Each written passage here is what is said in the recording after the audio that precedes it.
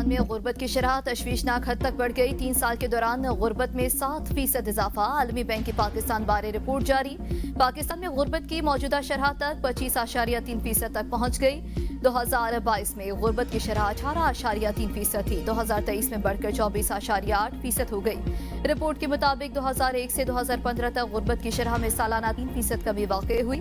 2015 से 2018 तक ये कमी सालाना 1% तक महदूद रही। पाकिस्तान में गैर रस्मी शोबों में 95% अफराद काम कर रहे हैं। कम आमदन वाले शोबों में 85% लोग मुलाजमत कर रहे हैं। बहरिया टाउन के खिलाफ एक और बड़ा एक्शन। जामशोरों में अदालती हकामात पर गैर कानूनी तामीरात में इस्बार। जामशोरों के देहात मूल में 893 एकड़ पर बहरिया टाउन का कब्जा गैर कानूनी था। एंटी इंक्रोचमेंट ट्रिब्यूनल हैदराबाद के फैसले में कहा गया कि मुतालिका जमीन निजी मिल्कियत है, पब्लिक प्रॉपर्टी के जुमरे में नहीं आती। बहरिया टाउन कराची ने भी कब्जे की जमीन पर हाउसिंग यूनिट्स और कसीरुल मंजिला इमारतें तामीर की। अक़वाम मुत्तहिदा की जनरल असम्बली के इजलास शुरू। वज़ीर-ए-आज़म मोहम्मद शहबाज शरीफ इजलास में शिरकत के लिए न्यूयॉर्क पहुंच गए। वज़ीर-ए-आज़म जनरल असम्बली से खिताब में मसला कश्मीर और फ़लस्तीन के हवाले से पाकिस्तान का मौक़िफ़ पेश करेंगे। दफ्तर खारिजा का कहना है वज़ीर-ए-आज़म आला सतह के तक़रीबात और ख़ुसूसी इजलासों में भी शरीक होंगे। मग़रिब ने मज़लूम फ़लस्तीन को तस्लीम कर लिया। फ्रांस, बेल्जियम, लक्समबर्ग और माल्टा समेत मज़ीद 5 ममालिक सामने आ गए। जनरल असम्बली से खिताब करते हुए बेल्जियम के वज़ीर-ए-आज़म ने गजा तक मुकम्मल और आज़ादाना रसाई देने का मुतालबा करते हुए कहा गजा का बहरान 2 रियासती हल को खतरे में डाल रहा है। वज़ीर-ए-आज़म लक्समबर्ग ने कहा 2 रियासती हल ही अमन का वाहिद काबिल अमल रास्ता है।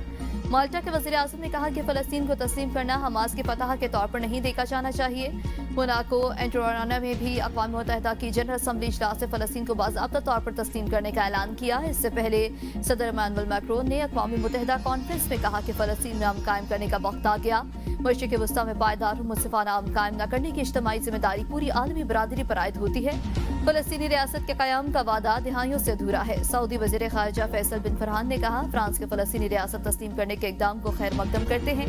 2 रियासती हल ही अमन के हसूल का रास्ता है। फ़लस्तीन को तस्लीम करना इंसाफ के हसूल के आज़म की अक्कासी है।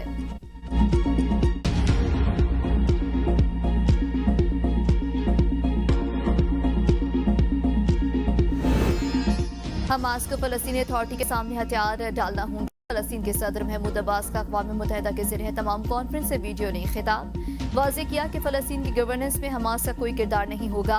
उन्होंने फौरी जंगबंदी का मुतालबा करते हुए कहा कि गजा में इमदाद की ज़रूरत है, कैदियों की रिहाई होनी चाहिए। फ़लस्तीनी सदर ने मिस्र और कतर की जानिब से जंग खत्म करने के लिए सालिसी की कोशिशों, फ़लस्तीनियों की जबरी बेदखली का इजरायली मंसूबा मुस्तरद करने को भी सराहा। वज़ीर-ए-आज़म मेलोनी के फ़लस्तीन को तस्लीम करने से इनकार पर इटली में फसादात फूट पड़े। रोम, मिलान, बोलोनिया, लियोनोर और नेपल्स और फ्लोरेंस समेत इटली के 75 से ज़ायद शहरों में मुकम्मल हड़ताल। मजदूर, तलबा, साजा, डॉक्टर्स और आम शहरी सड़कों पर निकल आए। कई इलाकों में पुलिस और मुजाहिरीन के दरमियान झड़पें। मुजाहिरीन को मुंतशिर करने के लिए आंसू गैस का इस्तेमाल किया गया। बंदरगाहें बंद। मुजाहिरीन ने रेलगाड़ियां भी रोक दी। मुजाहिरीन ने सड़कों पर इंसानी हाथों की जंजीर बनाकर फ़लस्तीनी अवाम से एकजुहती का इजहार किया। मुजाहिरीन ने इसराइल के खिलाफ नारे लगाए और मौक़िफ़ इख्तियार किया कि गजा जल रहा है, हम खामोश नहीं रहेंगे।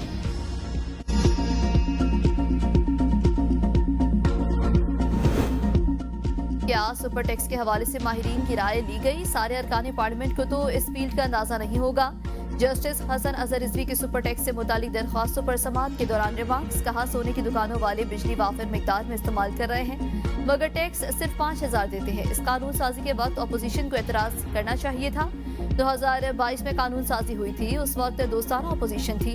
जस्टिस जमाल मुंदखिल ने कहा कि आज जो इदारे नुकसान कर रहे हैं मजीद 2-3 इदारे शामिल हो गए तो क्या होगा?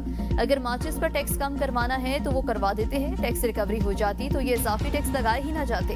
दरख्वास्त गुजारों के वकील अहमद जमाल सुखेरा ने दलाइल में कहा कि टैक्स लगाया जाए, मजीद बोझ ना डाला जाए।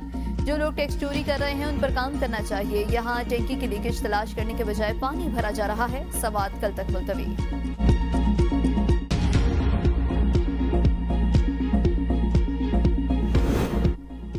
टैक्स छुपाने वाले ज्वेलर्स के खिलाफ कार्रवाई शुरू। FBI के टैक्स न देने वाले सुनारों को नोटिस। रावलपिंडी, इस्लामाबाद, फैसलाबाद और मुल्तान में सुनारों से टैक्स मामला से मुतालिक जवाब तलब। पहले मरहले में पंजाब के 900 ज्वेलर्स की फहरिस्त तैयार।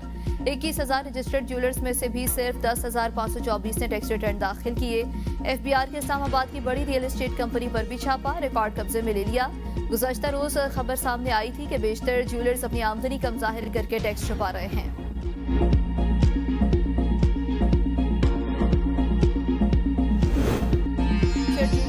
भाषण देने का शौक है। जब माजी में सिंध में सैलाब आया तो तैयारी क्यों नहीं की? कराची और सिंध का क्या हाल है सबके सामने है। वज़ीर इत्तलात पंजाब अस्मा बुखारी की प्रेस कॉन्फ्रेंस। कहा, वज़ीर आला मरियम नवाज और उनकी टीम सैलाब से मुतासर इलाकों में मौजूद। वज़ीर आला ने अपने काम से तर्ज हुक्मरानी को नया नाम दिया। पहले कभी नहीं देखा कोई वज़ीर आला आम लोगों में जाकर खुशी बांटता हो। शायद ही कोई सैलाब मुतासर इलाका ऐसा हो जहाँ मरियम नवाज खुद ना गई हो। पाकिस्तान की तारीख का इतना बड़ा रेस्क्यू ऑपरेशन नहीं देखा गया। नाकदीन के पास तनकीद के सिवा कुछ नहीं।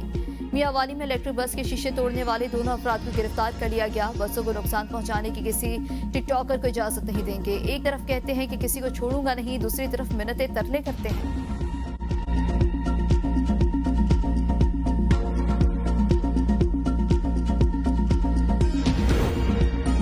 सैलाब की तबाहकारियां थम न सकी। अहमदपुर सियाल के नवाही इलाके हुड सियाल में दरिया चनाब की सैलाबी रैले से फसलें तबाह। कई घरों में पानी दाखिल, दर्जनों मकान गिर गए। जनूबी पंजाब के इलाकों शुजाबाद, रोहिला वाली और जलालपुर पीरवाला में सैलाब तबाही की दास्तान रकम कर गया। हजारों एकड़ पर खड़ी फसलें और आम के बागात तबाह।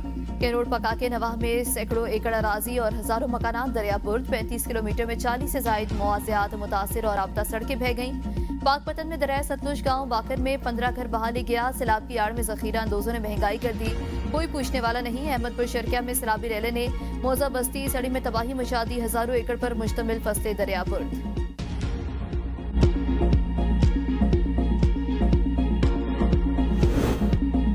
दरिया सिंध के सैलाबी रैले ने सजावल में कच्चे के दर्जनों देहात डुबो दिए। लोग अपनी मदद आपके तहत महफूज मकामात पर मुंतकिल। डिप्टी कमिश्नर सजावल के मुताबिक 26 देहात में 500 घर सैलाब की नजर हो गए। 3500 से ज्यादा अफराद मुतासिर। मुतासरीन बेयारो मददगार। इमदाद पहुंची ना इमदादी कैंप कायम हो सका। घोटके के कच्चे में भी सैलाब ने तबाही मचा दी। मकीनों की फसलें, घर और माल मवेशी पानी में बह गए हैं। मुतासरीन का इमदादी सरगर्मियों में ताखीर का शिकवा।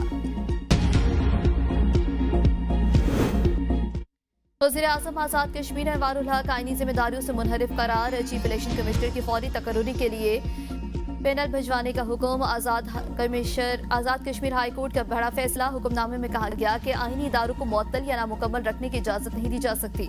चीफ इलेक्शन कमिश्नर का दौरानिया जनवरी 2025 में मुकम्मल हो चुका। नई तकर्रुरी ताहाल नहीं हो सकी। रियासत में शफाफ इंतखाबी अमल यकीनी बनाना होगा। अपोजिशन लीडर से मुशावरत के साथ इलेक्शन कमीशन की तकर्रुरियां बिला ताखीर मुकम्मल करने का हुक्म। रेड पटिशन साबिक उम्मीदवार असम्बली बाग एजाज खटाना ने दायर की थी। कराची मुल्क का मुआशी मरकज, हमने मुल्क को डिफॉल्ट होने से बचाया। आज पाकिस्तान पायदार मुआशी इस्तेहकाम की तरफ गामजन है। वफाकी वज़ीर IT शिजा फातिमा का तकरीब से खिताब। कहा, महंगाई पॉलिसी रेट में नुमाया कमी हुई है। ज़र मुबादला के ज़खायर बढ़ रहे हैं। IT का शोबा तेजी से तरक्की कर रहा है।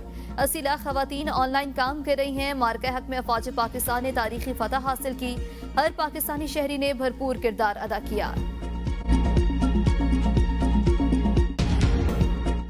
एशिया कप T20 के सुपर 4 मरहले में तीसरा मैच आज पाकिस्तान और श्रीलंका के दरमियान खेला जाएगा। सुपर 4 मरहले का मैच खेलने के लिए पाकिस्तान क्रिकेट टीम दुबई से अबू धाबी पहुंच गई। फाइनल तक रसाई के लिए ग्रीन शर्ट्स को मैच जीतना होगा। शिकस्त की सूरत में अगर मगर का खेल शुरू हो जाएगा।